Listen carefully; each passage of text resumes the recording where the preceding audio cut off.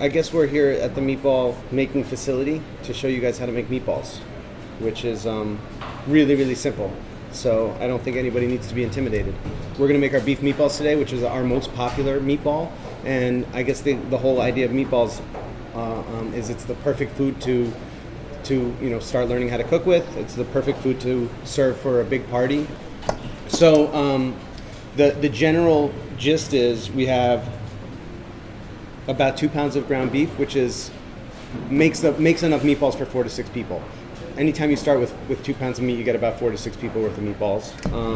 And we have a magic ratio that we follow for all of our recipes, which is basically for every pound of meat, we put a teaspoon of salt, we put 1 egg, and we put either 1 slice of bread or 1/4 cup of breadcrumbs, and then whatever seasoning we want to kind of make it into the flavor profile of the meatballs that we're looking for. And we mix them up and we roll them and roast them. So with those steps, anybody can kind of make a meatball out of any meat in any flavor profile. And for this, which is our classic beef meatball, it's kind of a medium complicated meatball recipe, if that makes sense. We have recipes that have only 5 ingredients, and we have some recipes that have 30 or 40 ingredients. So I don't think that anybody needs to be intimidated. There's something for everybody, and that's that. Awesome. So the first and foremost, I'm gonna mix 2 pounds of ground beef shoulder clod is what we're using. So when you go to the supermarket and you see different types of ground meat, you have a lot of different choices. So at the Meatball Shop, we choose to grind our own meat, and it works for us. We make a lot of meatballs. You might have a meat grinder at your house, which is awesome.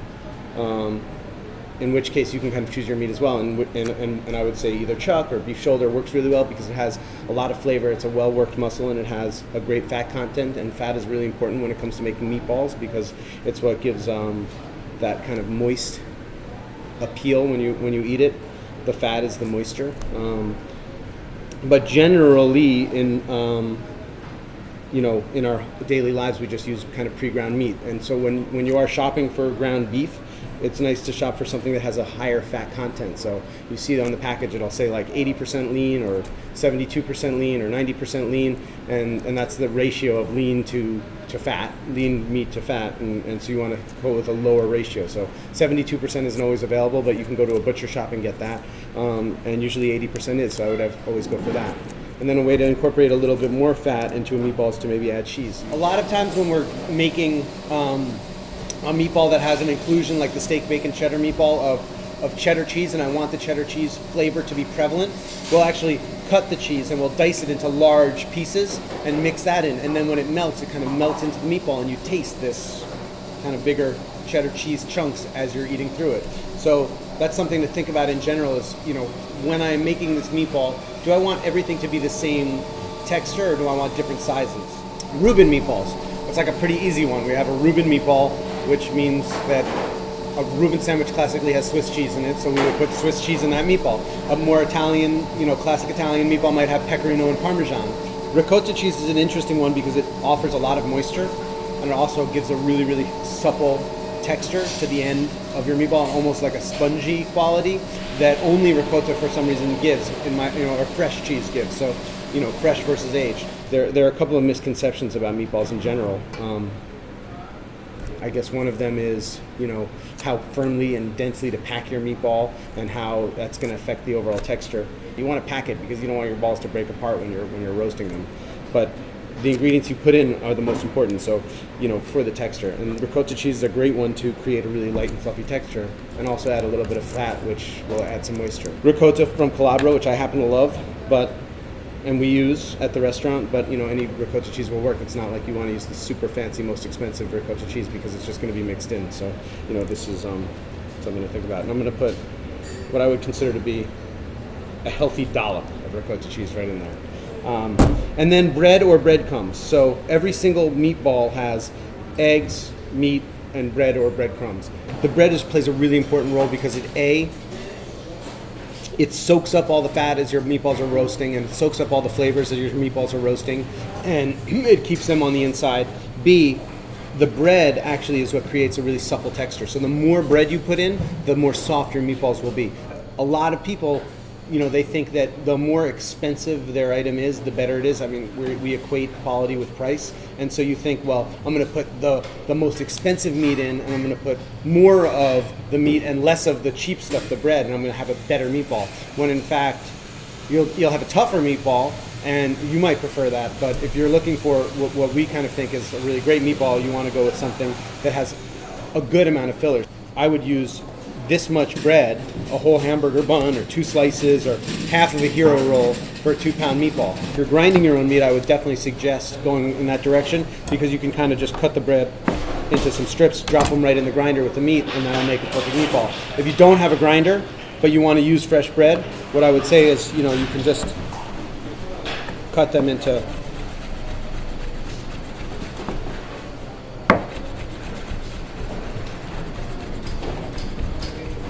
kind of little dice like so. And when you mix your meatballs, after you're done roasting them, you'll kind of find these little tiny pieces left in there that when you bite into them are just so refreshingly delicious. You'll be the life of your own party. Or I could go with breadcrumbs. At the restaurant we have a lot of leftover bread, so we can dry it and grind it up and have our own breadcrumbs. If you buy breadcrumbs, no one's going to get angry at you. So I would definitely go with something that doesn't have any seasoning, because the last thing you want to do is kind of take the manufacturer's seasonings and add it to your meatballs, and then who knows whether that meshes with your flavor profile. So I go with just kind of plain Italian breadcrumbs, and again that ratio of 1/4 cup of breadcrumbs for every pound of meat. I've got 2 pounds of meat and 2/4 cups of breadcrumbs. When you are cooking anything, just like we talk about with cheese, you want to start with the kind of end product and decide where you're going to go backwards, and then figure out your flavor profile, and then build your spices or your herbs into it. The herbs and the spices that you choose are very, very important, because they're going to create the flavor at the end. And you don't want to haphazardly just kind of add something.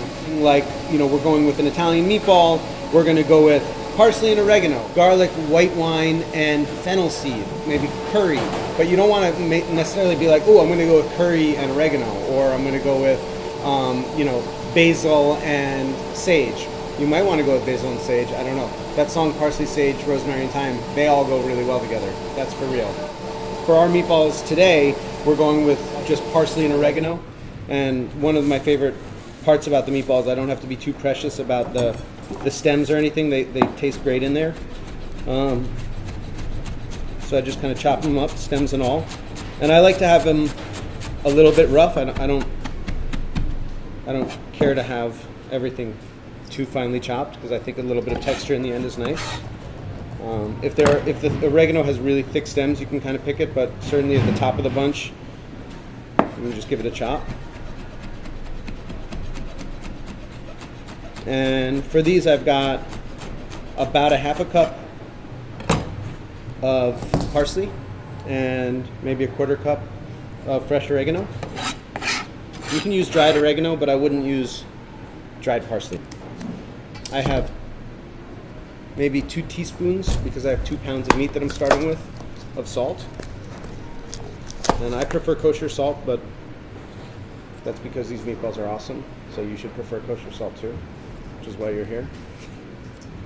It's secret. 2 eggs.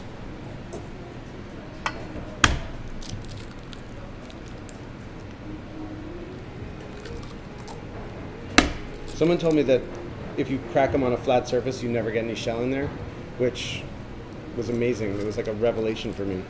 I used to crack them on the side of the bowl, and I thought it looked really cool, but I would always get shells in the meatballs, always. And then I thought, there's probably like 1 shell, 24 meatballs. By the time someone eats one, what are the chances they even know it's a shell? Crack them flat, and you don't even have to think about that. It's like, skip the step. Although my mom taught me how to get the shell out of the egg using the shell. You know about that? It's like amazing. The shell attracts shell. When you go to pick the shell and it just runs away no matter where you go? You take a little piece of shell and you scoop it out, and it's like some sort of animal magnetism. And then I'm going to give it a good mix. So 2 pounds of meat, 2 teaspoons of salt, a 1/2 cup of breadcrumbs, 2 eggs, 1/4 cup of parsley, 1/4 cup of oregano. I think I got that mixed up. Healthy dollop of ricotta cheese, and and then I'm going to go to town.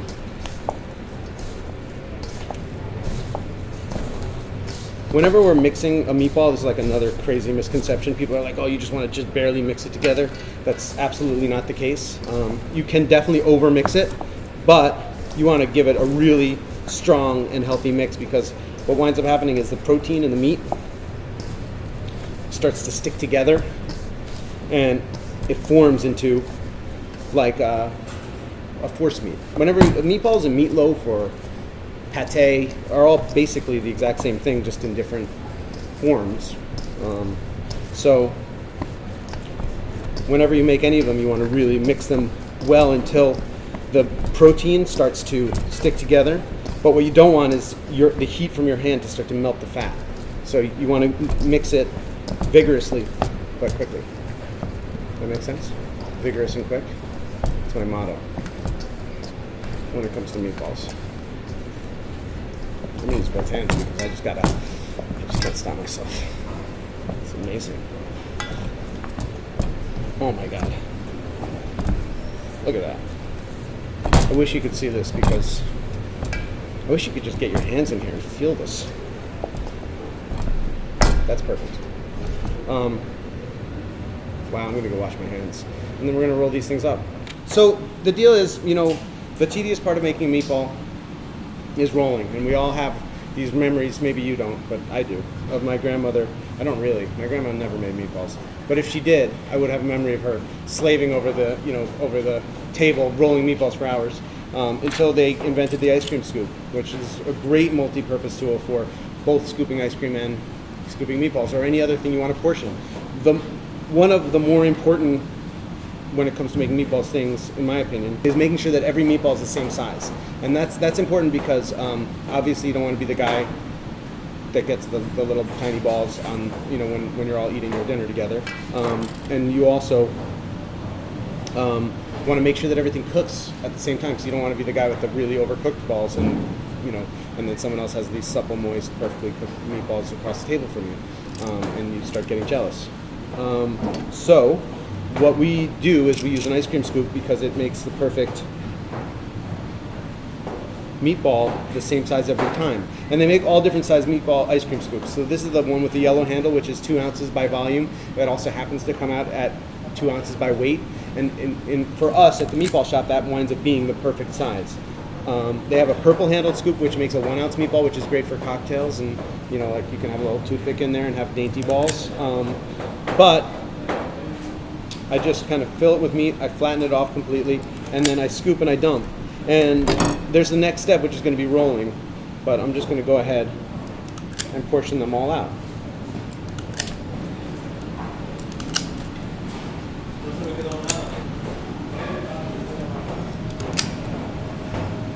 And there's a person whose job actually revolves around this, 8 hours a day, 5 days a week, and we're 3 years in. And people have been making meatballs for thousands of years. I wonder how many hours were wasted before the ice cream scoop revolutionized the meatball. Talk about just efficiency. And if I was a real master, there would be exactly enough, but I have some sort of tiny meatball left over. And then once I've got them all portioned and scooped, I'm just going to go ahead and give them a little roll to compact them and make them round, so that they're not meat oddities, but they're meatballs. And I like to line them up and make them all touch in a grid. Is great and helpful because you can see if there's something out of place, like maybe one of the meatballs is really small. Maybe if I had this little tiny ball and I put it over here, you'd be like, ooh, there's something wrong with that one. People are always like, oh, do you fry your meatballs first? Do you braise your meatballs? You roast your meatballs? And the truth is that we cook meatballs in a lot of different ways. We're a meatball-centric restaurant, so we have 56 different types of meatballs, and wow, I think we probably have 56 or 57 different types of meatballs at this point. Yeah, we figured it out. There's no wrong way to do it. So, my basic advice is start with the absolute simplest way, and if it works, stop there. And then if you need to do it a little differently, you can try. So roasting works really, really well. It's clean and it's easy and it's fast. So I like to roast the meatballs. How am I doing? Look at these things. Beautiful. Every single meatball. I'm not even watching. I'm just looking straight ahead, and look at how these balls are just perfectly round. I like to do 8 ounces of meatball, 4 balls per person, 1, 2, 3, 4, 5, and like maybe there's a dainty person coming to dinner. So that would be 4 to 6 portions. You could go this way and have 1, 2, 3, 4 if there were fat people. But you know, whichever way you like it, we got meatballs for the family. And then we're just gonna pop them in the oven. 425 degrees for 17 minutes will make a perfect meatball every single time, provided that you followed our instructions and went with 2 ounces.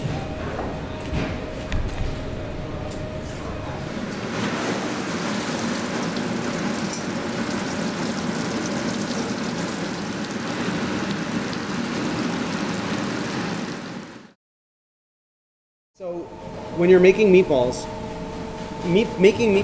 it's like baking. Anytime that you are unable to change the finished product after it's cooked, that or during the cooking process, you want to be really, really careful that you get the seasoning right. When I'm cooking a sauce or I'm making a stew or something, I'm tasting it as I'm going. I'm thinking, it needs a little more salt. I can add a little bit more salt. I can wait till the end. I can put some salt and mix it in. With your meatballs, you get one chance. After they're rolled and roasted, there's no adding any salt to them or adding any spices. So the most important thing you can do is take your mixed meat, make a little hamburger-sized patty, tiny little patty, flatten it out, put it in a frying pan with a little bit of olive oil, cook it, and you taste it. And then you say to yourself, like,